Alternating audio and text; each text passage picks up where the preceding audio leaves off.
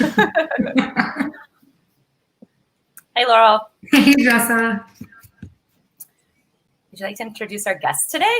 Yes. Today we are here with Lee and Abigail of Cozy Design. Thanks for joining us. Hi, guys. Thanks for having us. Welcome, guys. And Jessa, how do we know them? It's funny. I was thinking about this before, and I definitely remember how I met Lee initially, and it was through the San Diego Startup Slack board, which is an awesome community, by the way, if anyone's interested. But Lee was posting that you guys had some space available for co-working with Cozy Design, and Laurel and I were on the prowl for some co-working space. We had been in WeWork, and our time had passed there, and so we met with Lee, and we realized that we were probably a little too loud for your space, but you guys are, but then we like super connected with you, Lee, and I really enjoyed speaking with you and realized there was probably some opportunities to connect in the future on things outside of just the co-working space. And then we met Abigail as part of that, and have had like meetings probably once a month just to check in and catch up, and really enjoyed connecting with you guys. Yeah, I'd back all that up. It's true. And it's quiet here, and Laurel talks about how much she talks. What? Yeah. Yeah. And you guys are South Park adjacent to us now. So like if the world was normal, we could be having coffee right now. And we look forward to the day. Yeah. We love your cozy spot, as our audience can see, our video audience. You've got a nice little fireplace right there. You've got space for dogs. It's a really good vibe. Yeah, we've got the dog bed, one of the dog beds over there.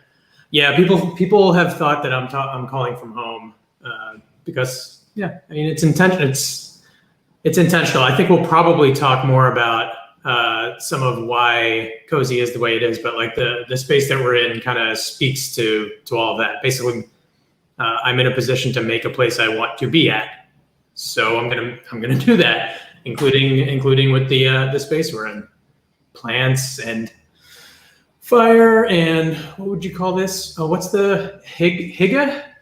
There's the like Danish design direction of like basically warmth and cozy and wood and natural materials and stuff like that.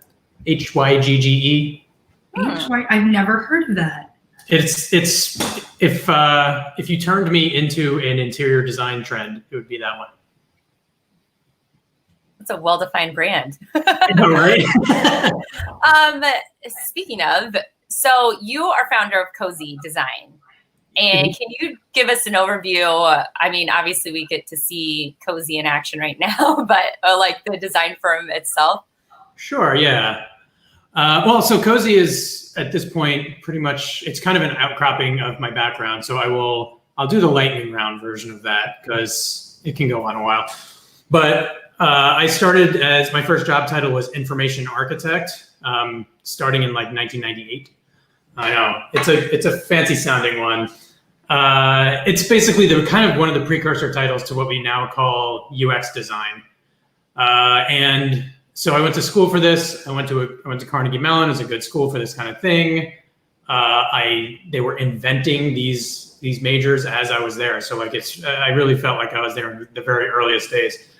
And out of there, I had a big agency consulting job for Sapient, global agency and all that. Bubble burst, if you remember that. I eventually lost my job. And then I did a bunch of, I've done the big agency thing. I've done the big company thing. I was working at AOL. I worked at Teradata. I worked at Eventful, which is a startup here in town a while ago. To be honest, I don't know if this is something I should say as part of. Say it. Do it. To be honest, I never did great with bosses. I wouldn't say never, but like I had a tendency to not be okay kind of getting design direction from people who were not designers. So, at a bunch of places, you'd be a designer that would be in the marketing department or in the product department or in, or technical. And sometimes you have to get approvals from people anyway. So it just seems like the world was saying, you should not have a boss because it's not good for your career development. So, partially in response to that, and also because in my personal life, I moved from DC to California and then back. I decided to start freelancing about 12 years ago, and that was way better for me. I did a lot of UX work for, I don't know if most is probably fair, but for a lot of the bigger agencies in San Diego, and then other shops, and over time, I guess I just get itchy. Over time, I wanted to take on some new challenges, and also we had a kid on the way, or we were dreaming, I guess, of a kid on the way at that point. So I knew that I couldn't be doing the working until 2 a.m. whenever I wanted to, sort of thing anymore. So partially for practical reasons, and also partially just to get to touch more work without having to get myself personally stuck in endless iterations on wireframes and stuff. I started bringing on some other people as contractors to kind of work with me, and we've grown it into Cozy where it is now. So I bring up the sort of the backstory because all of that is the underpinning. So like this grounding in UX and information architecture and the big agency stuff from my sort of formative years. That's what I'm trying to carry forward into the stuff we do now, which is not just UX, but also visual design and various kinds of digital marketing. Basically anything under the kind of digital designer marketing realm. And I don't have, I don't know that I could get myself a job as a marketing director or something like that. But I say that I sort of backed into the marketing thing as I realized that I was sort of allergic to a lot of the design work that was happening out there. You work with these big agencies, allergic. I like that. You work at these big agencies. Some people, I don't know, someone might be watching, I don't know. I've had these conversations with designers at these agencies too. I mean, if you get it, if you don't get it, I guess, then we weren't gonna sync well anyway. But anyway, I mean, it's just, I'm used to having this part of the conversation one-to-one. Yeah. But anyway, especially at the bigger shops, but also just sort of like in art school and coming up, I feel like a lot of the design work that happens is first for yourself as the designer and second for the client. And so coming out of that, you end up with like every design job needs to be inventive and beautiful and bespoke and pushing new boundaries. And as a result of that, everything takes a really long time. There's a lot of, I think, clients that come out of that feeling like, ooh, I get to have a beautiful thing. But then ultimately something feels like it's not quite representing them, which is at the end of the day, if you're a company and you're hiring some designers, their job is to represent you and your company, not to represent themselves. So I started realizing that that successful design should be achieving a goal. It should be a measurable goal. You should be pushing numbers in one direction or another. Generally speaking, for the end number is, pushing more conversion, pushing more sales.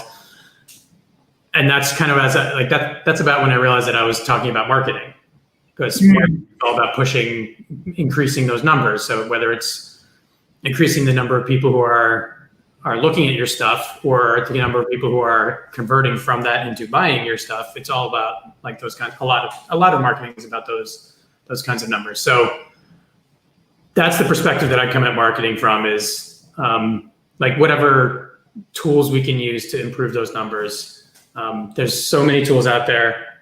If you swim in these waters, you just learn about them through osmosis, or because I just happen to love tools, I just sort of get my little grubby mitts in all sorts of things. And so, yeah, I guess kind of putting a bit of a bow on it. The way I look at it is our job is to alleviate the concern or the worry that sort of small to medium sized business, or maybe a small to medium sized department in a business, has from being really good at whatever it is they're good at. They might be fantastic developers or engineers or bakers or electricians or whatever it is.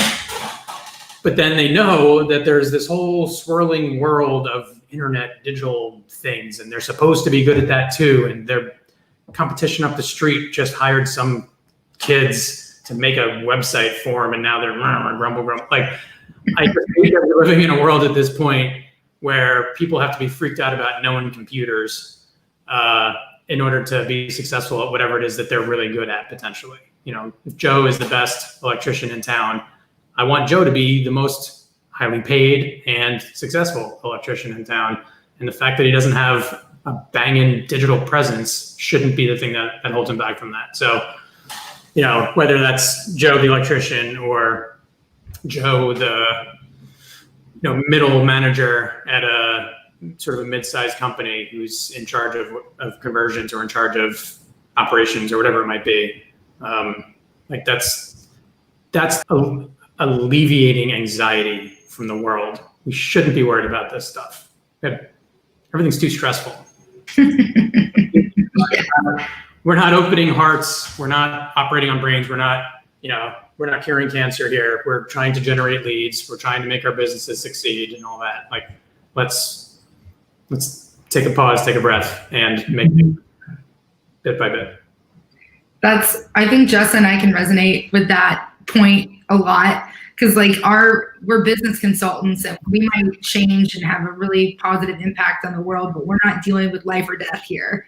Like, nobody's gonna die from this, so we take our work seriously, but not the situation that seriously. Yeah, and similarly, like, I think there's a common, I was gonna say crisis. I feel like at first that's a big word, and also right now, but I feel like there's a common sort of theme in the design world, in the digital world, whether it's design or development, of like the things we're making they're bits, they're ephemeral, you can't touch them, they could get wiped out tomorrow. I worked on one project for 10, 15 years ago. I worked on it for 8 months when I was working, one of the times I was contracting for Sapient. And then that company was bought, and the new company just was like, nope, and just they used their old version of whatever it was I was designing and not the new one. So 8 months of work gone. So like, I think there's a certain ephemerality to it all. And I think that starts to wear on you over the years. And that's one of the reasons too that I've sort of, I think like 3-4 years ago, I started to realize that the joy for me doesn't come from the bits and all the ephemeral bits. It comes from the alleviating anxiety, the seeing somebody across the table be relieved because they know, like, my chances of meeting my numbers this year just went up, or like maybe this company will continue to exist into next year. Those kinds of things. I really like that the purpose of your company is tied to alleviating worry or making life easier, because it's like, okay, there's a bunch of things that you could do and that you need to do to stay competitive in the world. Don't worry, I got your back, I'll handle it. And we'll meet a shared goal, not just something that I will upon you, but something that you're proud of. Yeah, and then that comes back to, for us on the delivery side, I mean, setting realistic goals and then hitting them, right? Like, people are not gonna feel like they're like they can rely on you. Sorry, I'm gonna turn off my notifications here. This thing blinking at me.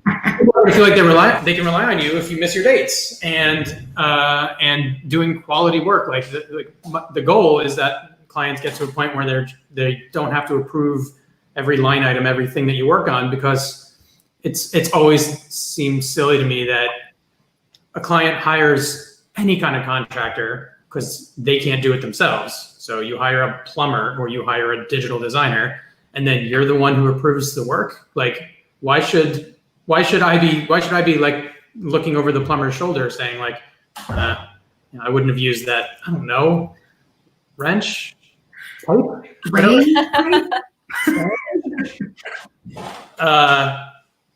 and like I feel like in the digital world, everybody like it kind of started with word processors, where suddenly in like the 80s, everybody was an author or a writer because you had the same tools as actual authors and writers. You could write a thing, print it out. Look, he wrote a thing. And now everybody can be a designer. Everybody can create a website. Everybody can. I mean, you go open up a Squarespace site. You can have something that 10 years ago would have been a $300,000 build, and you can make it yourself in a couple hours, right?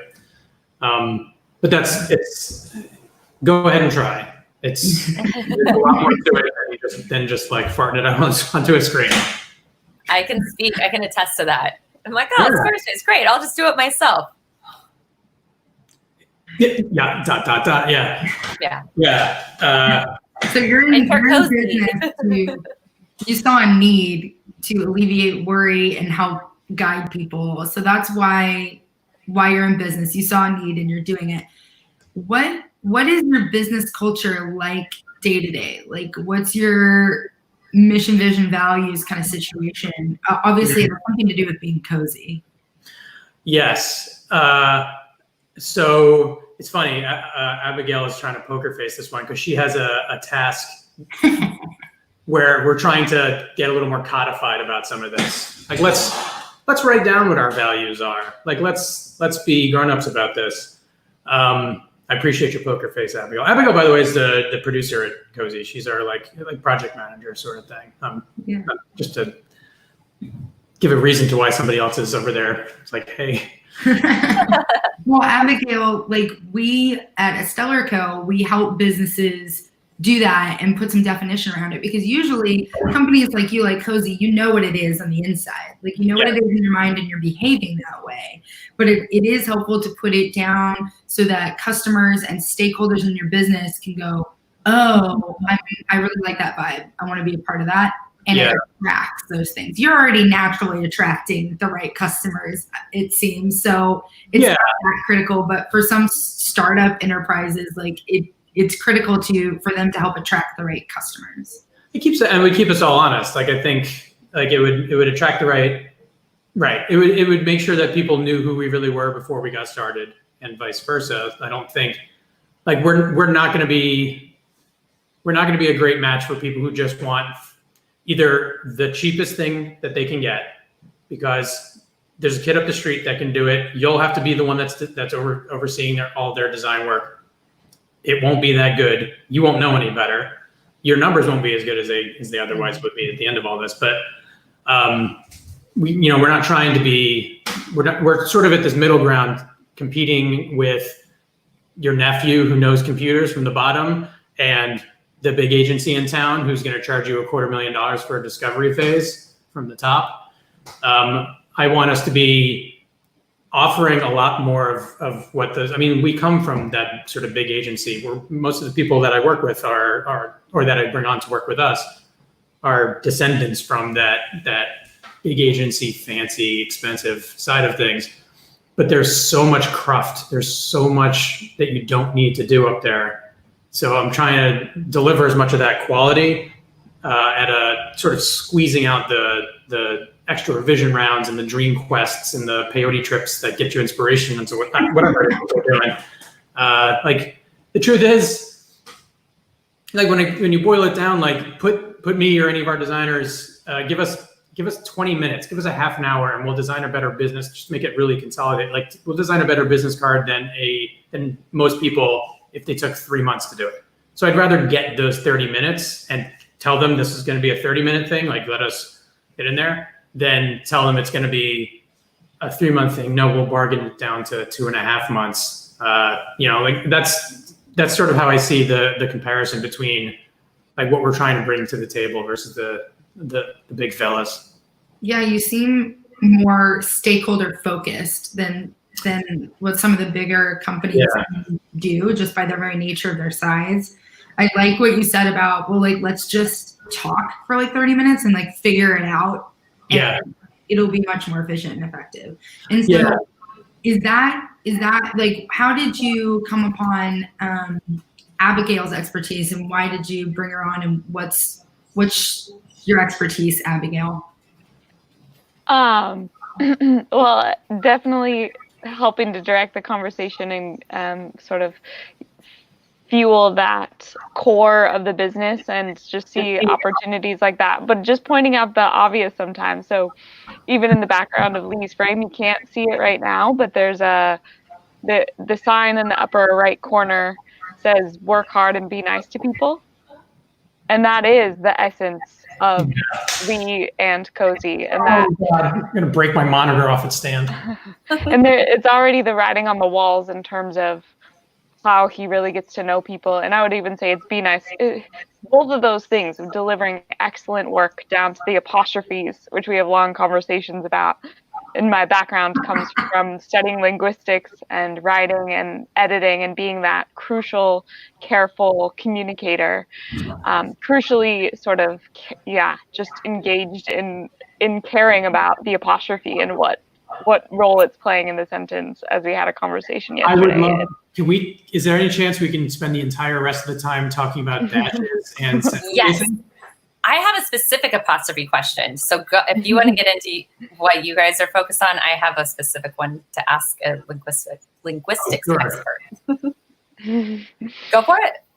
Go for it. Okay. So I'm going to use Laurel's husband as an example, James. We all do.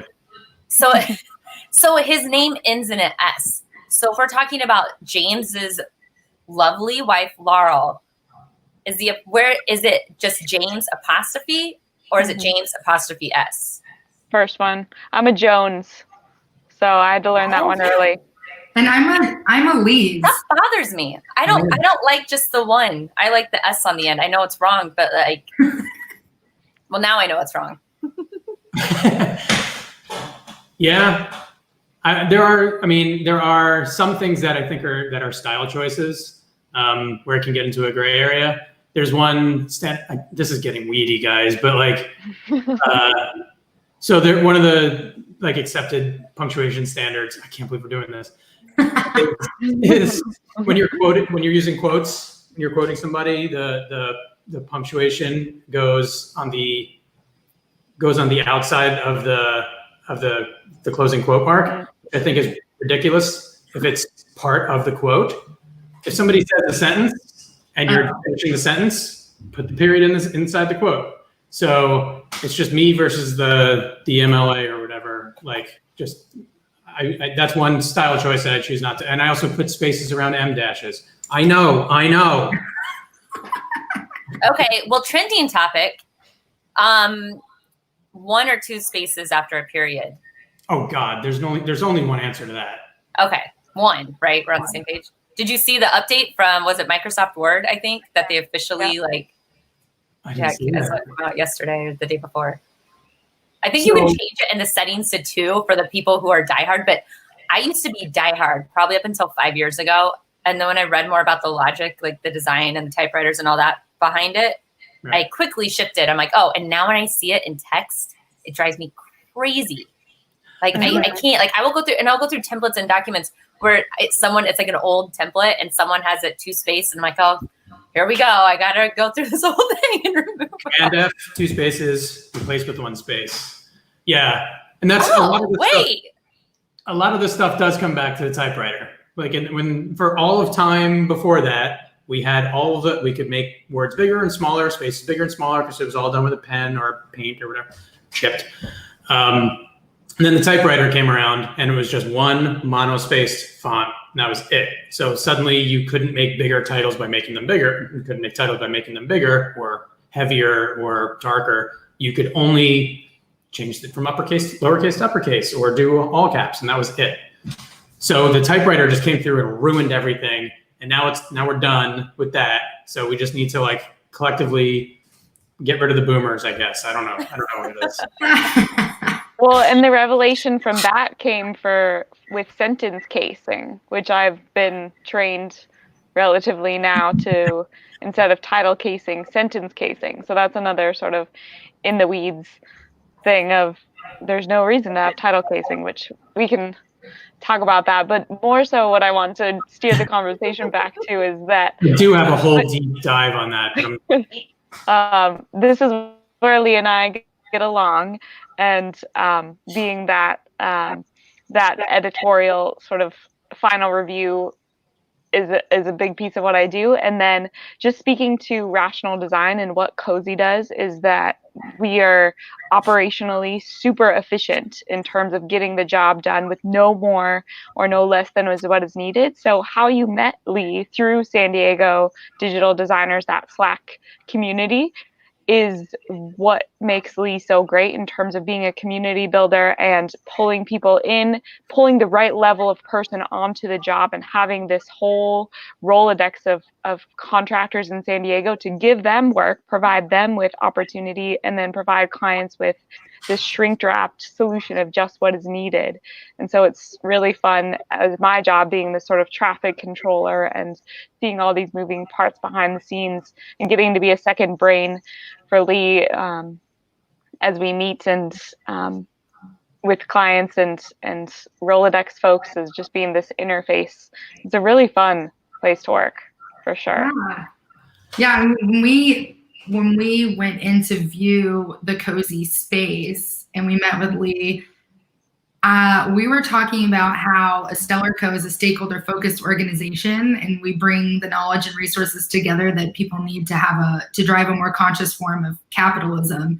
And I mentioned that one of the value adds we have is pulling from our Rolodex of conscious constellations to use on projects. And Lee, you were like, I'm so glad you said Rolodex. I still use Rolodex. And then you just brought it up now. And I feel like just to, we don't have like a paper, one of those things, but we do literally have a section of our project management system that's called Rolodex. And that's where, so like to Abigail's point, like that's a big part of the model here is we rely on my network of contractors, and we're always kind of tending that garden so that when a need comes up this is part of the not having to worry about something. So if we've developed that relationship with a client and that client has a need that's anywhere in the realm of design or marketing, we can get it done because of this network. And in the meantime, by the way, we aren't paying for those people the rest of the time, right? They're contractors. So that's the shrink wrapping side of it is, we don't want to propose scope to clients because we have the people. Because we have the capability doesn't mean you need it. It's just, right? So we put the right team in together after we figure out what the right need is. And we know that we can do that, because we do it and we just can see that it's working. But because we have this because we're putting so much time and energy into nurturing this bench, this Rolodex, we've got, you let me know what you need. Yeah. I'll find somebody. That really resonates. I like that. I mean, that's how Jessa and I, when we worked in the environmental consulting industry, just because you have, if you work for the big guys, like the big companies, you have a massive Rolodex in-house of every technical expert you could ever think of, from biology to water to bugs and bunnies to geology. But that doesn't mean that every project needs a hydrogeologist to talk about the water I can visibly see over there.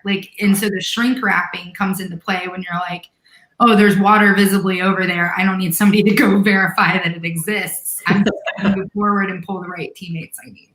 Yeah. And so from the design side, design is, so I have so many rants. So design is not art, right? Design is not done for self-expression. It's done to solve a problem. To solve a problem, you have to understand the context of that problem. It is? Yeah. It is. Wait, I didn't know. So I thought design was to make people feel good or be attracted to a thing. If that's the goal. Okay. Right? So So there are types of design that are not physical. So like there's a whole field of voice design essentially that's, you know, designing apps for Alexa, something like that. So like, oh, shh. I'm gonna stop listening. I'm on a thing, Alexa. She just bonged. I don't know if you heard that. Yeah. So there's a lot of different kinds of design. There's aspects of design that are involved in essentially in urban planning. So like making spaces that work for people, which doesn't necessarily mean that they're just the most beautiful. They're just functional. They do the things that need to get done to make people the most happy overall at the end of the day. So like that's a really wide ranging like solution space. Like you gotta, like, what does it mean? I don't want to get too philosophical. Like, what does it mean? And I'm not an urban planner, but like in that context, like what does it mean for people to be happy in that context? How do you make trade-offs around, you know, certain population is going to be less happy if we do this, but another larger population. So like you get into those kinds of questions. Yeah. So rewinding, I was talking about solving for a context. Well, I guess you just answered my question that I had. It was like design, depending on the end goal, could be just function or it could be form. And right. I'm an urban planner, so I think there's a place for everything and everything in its place. And ecological designers do the same thing. This plant goes here to do this function with this thing that goes there to do this function, and it all interacts. Okay, so you've clarified that. A lot of design on like there's a whole world of like packaging design where a lot of your job might be to get rid of things. So you might never see the design choice because it was something that involved allowing us to not include an extra package or an extra box or an extra insert or something like that. Like the ecological side is really becoming a big part of designer in the industry of our mentality. How can we use our skills to not continue to ruin the world, essentially? The context thing I think I brought up because sometimes the context does call for the big hammers, sometimes the context calls for it's a high priority or a high visibility project or product launch for a high visibility company, and you have to be 1,000% sure about everything, and so you're going to do the big, you know, that I don't have a problem with, you know, breaking out big scope, big projects for those situations when it makes sense. I think my dis-ease comes from my unease, comes from applying that mentality kind of regardless of the client and of the context. So, I mean, 98% of I should put together a number, like 98% of companies aren't big enough to have to run like even a whole website redesign or something that large through the kinds of like, you know, big agency processes with all the discovery stuff and all of the design explorations and all the UX. 98% of companies would be perfectly well served by doing a site that's very much like most sites. And I, as a designer, like I know what most sites look like now. It's a big hero area at the top, simple with a photograph in the background or maybe color, and then a big headline, and then it's got 3 sections below it. This is the website you see all over the place. Most companies hours. It's fine. Like, okay, here's my rant on that. We're gonna retitle this episode, by the way, to Lee's rants. Yeah, at some point. Which I love. I say that every day. I know. I need to put order to these. So I don't know, 600 years ago, 500 years ago, Gutenberg, printing press, eventually newspapers, and every newspaper you picked up would be different than the one that was next to it. It would be, some of them were folded in a certain way, some of them were this big, some of them were this big, some had sections, some didn't, some weren't, all that kind of thing. Over the course of time, newspapers standardized, and now, maybe 20 years ago, but let's say now, when if you do know what a newspaper is and you use one, even if you don't, you know how a newspaper works. I don't remember the last time I picked one up, but you know how it works. It folds in half this way. Each section is folded a certain way. It's 6 columns. It's got a masthead here. The main story goes here, and that kind of thing. And now the focus, like the newspapers they're not doing well, but not because of the design of the newspaper. It's the industry, but the focus moved away from differentiating your newspaper by its design, and instead differentiating it by the content, by the reporting, by what you're putting into the newspaper. And so the fact that your website looks like the next person's website, to me, is great, because that means somebody who visits your website will know how to use it the same way they know how to pick up a newspaper and use that. And so now it's up to you to tell a good story inside the newspaper. And I don't want to live in a world where every time, that's more strain in the day. If every time you go to any website, you have to learn the website.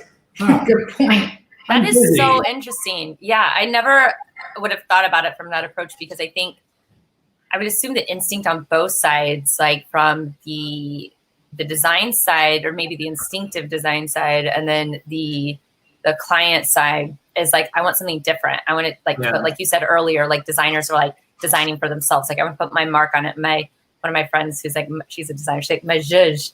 And then for like me, and I'm thinking about a product, I'll have to talk to you guys after this, actually. I've been thinking about you guys because we're working on launching a product, and I'm like, you're like, oh, I want this to be different and innovative, and I want to stand out. But from a user, I guess like UX, is that the right term? Like that perspective, it's like, no, you want people to get the information they want readily, know how to check out, click some buttons, and like make it is like, especially if you're selling a product online, like a e-commerce type thing, like make it as simple as possible. And so it's so funny, yet obvious to hear you point that out of like, why aren't we just doing this, making this easier? There's like the structural level of the design. So like what I would call a wireframe, sort of like if you stripped all the colors and fonts out of it and just made boxes out of your page, that people know at that level what a product detail page typically looks like. If you go to Target, or if you go to some local retailer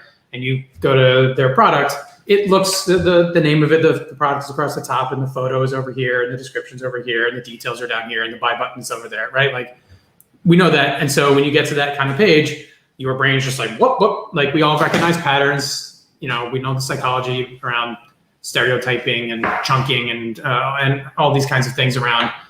We're pattern recognition machines, right? So do that, like follow that outline, and then within that outline, layer your brand onto that outline. So like I think you said her product detail page might look different than the guy who's selling brake pads. He's I don't know, he's selling I don't know what kind of products other than just brake pads that guy has. But let's just say premium brake pads. Sure, those two things should look different, but they probably both have a photo over here with a title over here and a buy button over there, and so. It's not about making every website look exactly the same. It's not about squashing brand or branding, or not standing out. Like you can still follow that same boxes, that same wireframe, and have an ugly design versus a beautiful design. You should still want the beautiful design, but don't think you're like reinventing this thing from the ground up. Like just follow design fundamentals, make it effective, make it clean, make it work, and make it yours. But that's a much smaller ask than we want to invent the world's most impressive product detail. Like, what are you doing? And again, like if the brand, if the company, if the client there is in the world of innovation, and they have the budget and they have the timelines, and they can assemble the team and all that, like time and a place. Maybe that's the time and the place to invent the world's, and they're willing to take the risk, by the way, because if you're inventing the world's most amazing product detail page, most people are going to get there and be like, what is this thing? Yeah.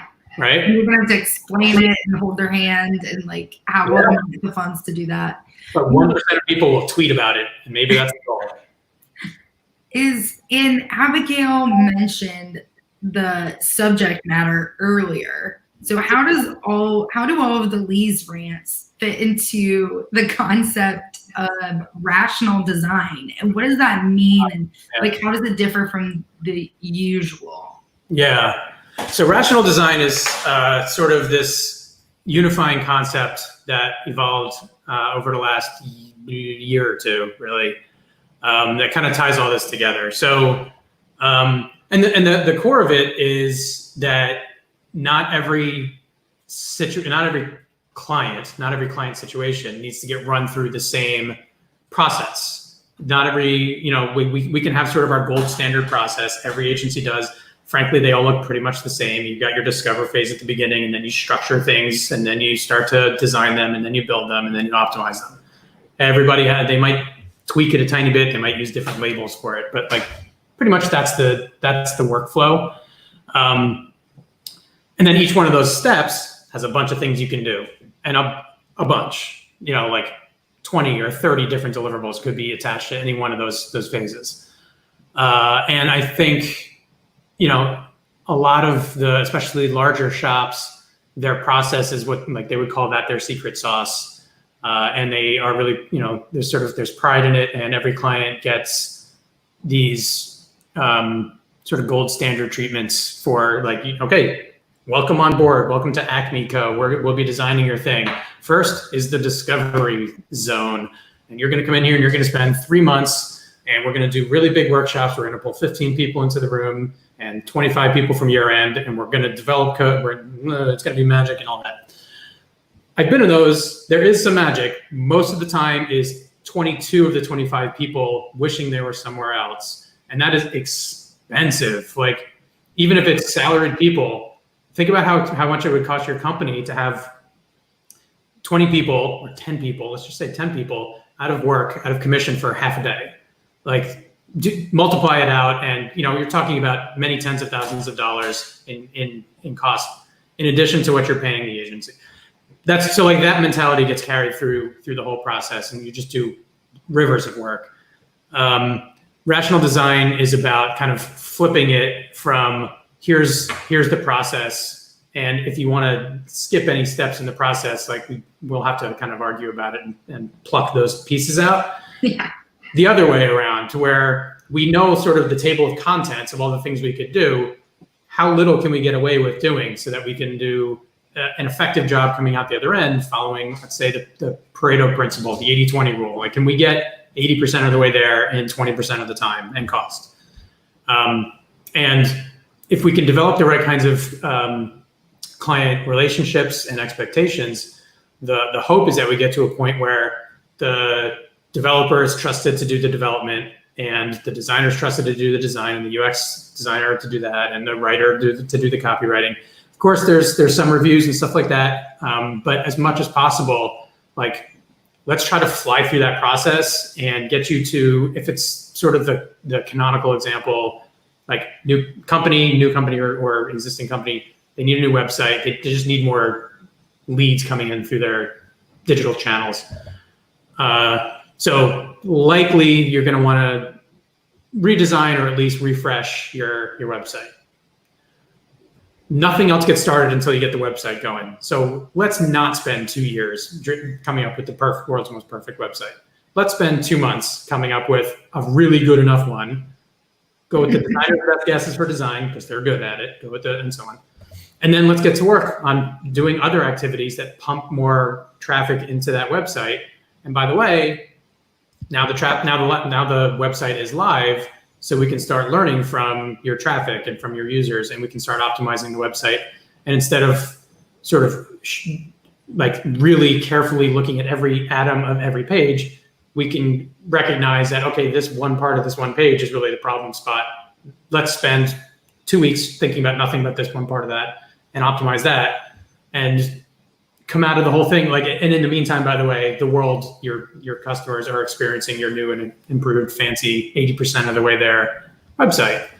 So rational design is that flip, is that, like, let's do as few of the steps, and for any one of them that we do, we don't have to do the whole thing. We can do a little bit.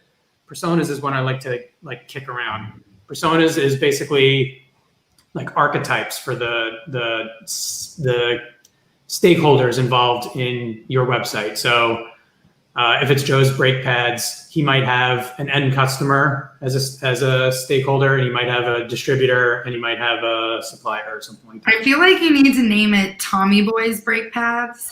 Oh, I know. Don't think I don't think about Chris Farley every time. I did. I almost did the joke about getting a good look of a steak by sticking my head up a bull's ass, but I didn't do it. You got all the words out though. But I'd rather take the butcher's word for it. I mean, you skipped right to the end there. Like, I was thinking about trying to say that. I was like, there's no way I get those out in the right order. Oh, and I was thinking in my mind, I was like, I should say this, but I didn't want to interrupt you. But now that I am interrupting you, I'm going to interrupt again by saying that your point about this website, if we follow the rational design process, this website is good enough. That's like Jessa's tagline. Yeah. And that's why good enough. It's good enough. So let's get it out. Whereas I'm normally the opposite of rational design. I'm like very, very detailed in everything has a purpose. Do you remember the part of the conversation where I was having trouble not talking more about sentence casing? Yeah. So like that's what allows the process to be very efficient. Is like, I know that we are quickly within any one of those steps. I can quickly, without a lot of iterations back and forth with the client and everything, I can quickly get us to a high quality solution. So like, let's speed through and get to that, and then like get that thing live. And I don't want clients to feel like they're not empowered, like they're not allowed to have their inputs into it or anything like that. Like it's as little back and forth as we're all comfortable with, right? So at the beginning of a client relationship, that's more, right? Like we all need to get to know each other more. And then over the course of time, we have clients for whom they don't want to be bothered with like the stuff that we're putting out for them, because what are they going to say yes again? Like, you know, we're 200 deliverables deep. We're good. Just keep making things, right? And so that's like the ultimate like sort of structure would be, we develop that relationship with the client, and then we are the ones that know the digital space better than they do. So we can tell them where the opportunities are, and we can help get the most bang for their buck. So we started like in shaping the work that we then execute. And yeah, well, you're the expert, right? Like, I always take this back to give an example for other entrepreneurs out there, that because you have so many years of experience doing every single like very detailed opposite of rational design process, yeah, it's easy and comfortable for you to go, I can take this module out, right, and I can move this module this way in the process, and right, we're still going to get to the end goal, and it's going to be more efficient, and you're not going to sacrifice quality for it. Trust me, because I've been there. We all have the areas in which that is the case for us. I notice a lot that like especially like very new designers or very new anythings, when you first come out of school, you've got your book and you've got like the list of things you're supposed to do, and you do them because that's what you have to rely on to know that you can get to a good point at the end.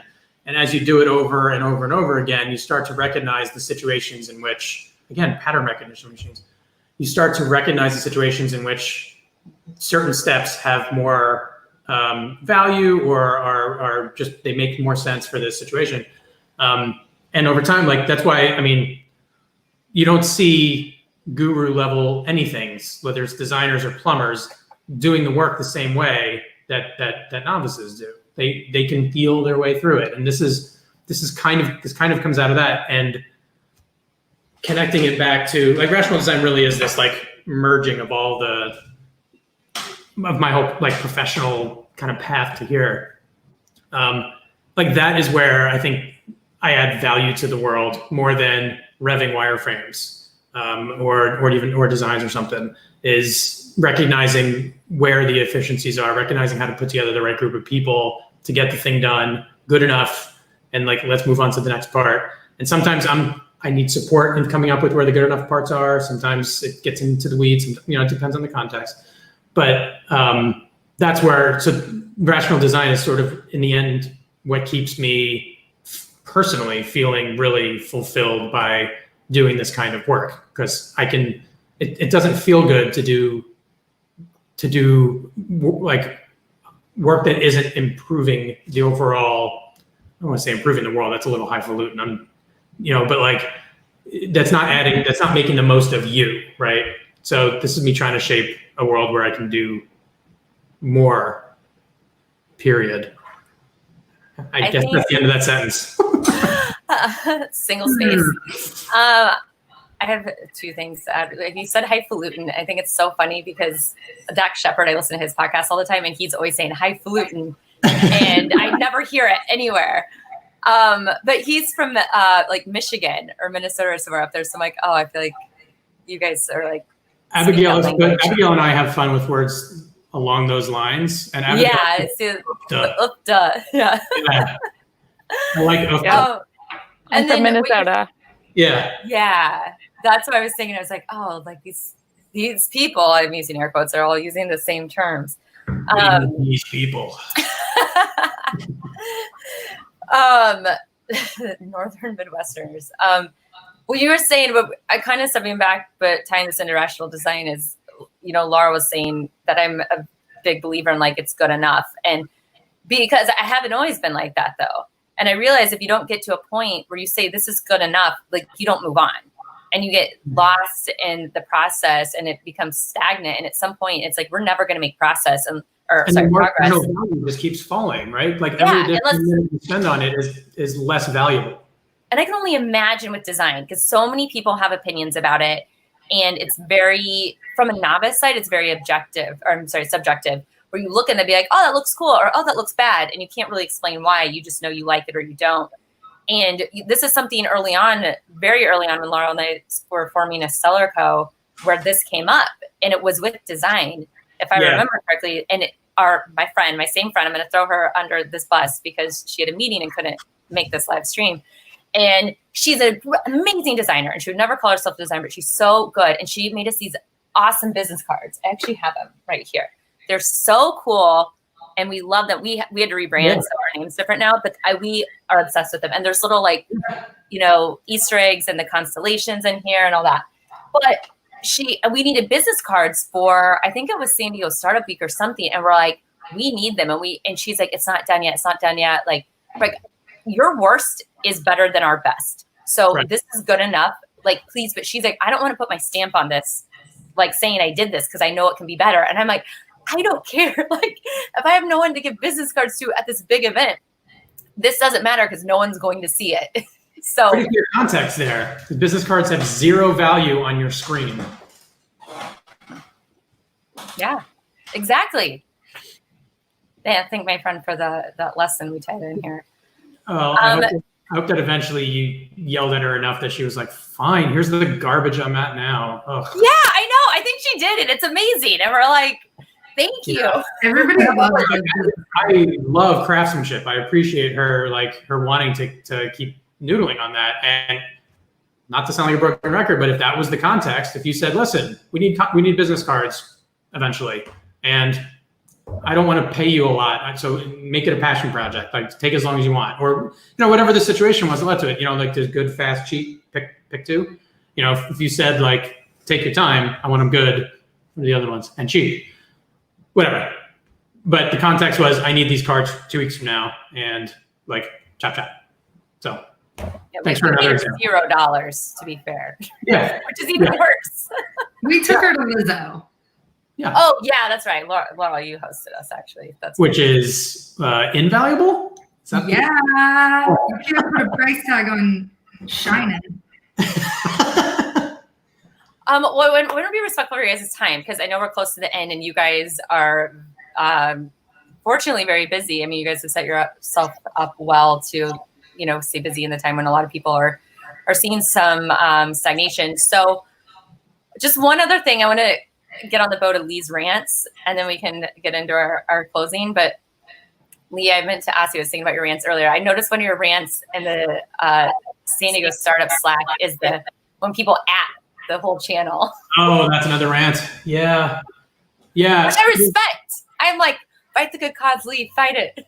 At least give me a react G. At least, give it a thumbs up or something. Because I feel like there's always 3 people in a community of 2,000 who will be like, that's not cool. And then everybody else is like, don't be a nerd. Shut up. Get in the corner. But it's like, yeah. It works. And I'm like, oh, do I need to reply? And I'm like, wait, no, this isn't about me. Oh, but it takes me so long to figure out that it's not applicable to me that I've already. Right. So Slack admins, if there's any Slack admins out there, if you've got a group of people who don't all know each other, turn off the ability for anybody but you, basically, to @channel or @everyone. Like nobody should have the power to, it sounds dumb, but like nobody should have the power to make 1,000 people's phones vibrate whenever they want. It's just uncool. So Truth. One rant. Thank you. We'll have to go back and like look at the transcript and write down all of the rants. I love it. Yeah, and you were mentioning like the coronavirus thing. Like, I think we are fortunate in that we just happen to be like not as susceptible to a lot of what's going on right now. So we already were largely remote. I'm in the office space now, but you know, if you don't need to be in here, like Abigail was in here maybe half of the time. Other people were in here less than that. If you don't need to be in here, don't be in here. I'd rather not have people burning time on commuting, driving. And also, you know, I think we were already looking good for sort of our client load and everything. I think the big effect for us has been more of drying up the pipeline. I think people are obviously over the last couple of months thinking about other things and not as much about digital marketing.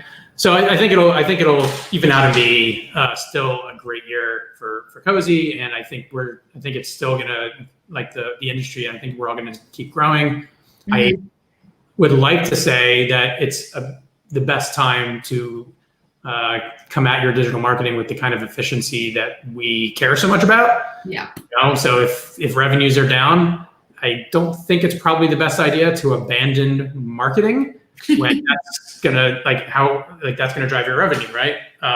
But you might want to be more efficient about it. So, you know, I don't want to be a vulture, but I think that this time might be relatively okay for Cozy. Yeah, we agree. And we would encourage our listeners and our conscious constellations to connect with Cozy. Ooh, that's 4 C's. Conscious constellations connect with Cozy. Oh, yeah. O's too, right? Conscious. Yes. Yeah, because I would make the case that now is the time where digital marketing and getting your messaging and clarifying it. Like Jess and I just had a call with our advisors today about, you know, revisiting, clarifying, and simplifying our stuff. And now is a good time to do that. So if you're listening, when you're listening, engage with Cozy. And with that, Lee and Abigail, let's wrap up with your 3-point landing or your 3 key takeaways you want everyone to know. Okay, so the first one is exactly kind of what we were just talking about, which is essentially you probably should be doing some digital marketing if you have a company. If you don't have a company, I don't know what I'm not sure why you're listening, but or if you're not at a company, sorry. Not everybody should be owning a company. But anyway, digital marketing, I feel like for people who haven't experienced it, who haven't executed some of it feels like wizardry. Like get some of that evil Facebook targeting power on your side. You know, it's being used for the dark side. Let's use it for what it was kind of originally intended for, and get your message to exactly the right kinds of people, and make sure that those people then land on a website that you're proud of. Make sure that every touch point moves people a little closer to becoming a customer of yours. So the first point is you should probably be doing some digital marketing. And if you're not, the people around you probably are. Your competition probably is. Second point, you should probably not be doing your digital marketing unless that's your background. But if you're Joe selling brake pads or Jane making pizzas or whatever other example we can come up with in the little neighborhood in my mind, you should keep doing that. You should not be imagine how grossly inefficient it is for you to then try to get good at what we've spent. I'll just speak for myself, what I've spent the last 20 years doing. It's just a ridiculous way for the world to work. So I would prefer to live in a world where, what were the names? Joe makes the brake pads, Jane makes the pizza. No, Tommy Boy should be making the brake pads. Tommy makes the brake pads. Callahan Motors, right? Exactly. Okay, so you should probably be doing some digital marketing. You personally should probably not be doing it. And you don't need to do a lot to do something. So that's the Pareto principle. Like you can probably get 80% of the benefit for 20% of the budget. And but 100% there is, what I don't want to shit talk anybody, but like what a big agency would. Oh, am I allowed to say bad words on this thing? You're muted. That's probably for the best. But yeah, so like 100% is what a big agency might put you through if you were to come to them with we want to improve conversions or whatever your problem was. There are all kinds of things that we can do that are just these quick wins. If you come in, we're going to see, just like if I came to you about whatever your business is, I'm going to see 1,000 little like quick wins, low hanging fruit, whatever you want to call them, that we can get in there and start improving. At the end of the day, you do need to have a website that doesn't get in the way, that promotes your brand, and by promote there, I just mean pushes people, again, every touch point, potential customers should become closer to converting. So you just want everybody to at every point of their journey with you, just what I'm saying over and over again, just become closer and closer to becoming a conversion. So you should probably be doing some digital marketing. You personally, I'm realizing that some people will be just listening to this. You personally shouldn't be doing the digital marketing, and you don't have to do a lot to do some good. Well said. Thank you. Yeah. All right. You guys put a bow on this? Yeah. Thank you so much. Thank you guys for joining. That was a great bow. I'm so glad that you guys participated. It's nice to see your faces. Same. Yeah. Next time in person. I don't know.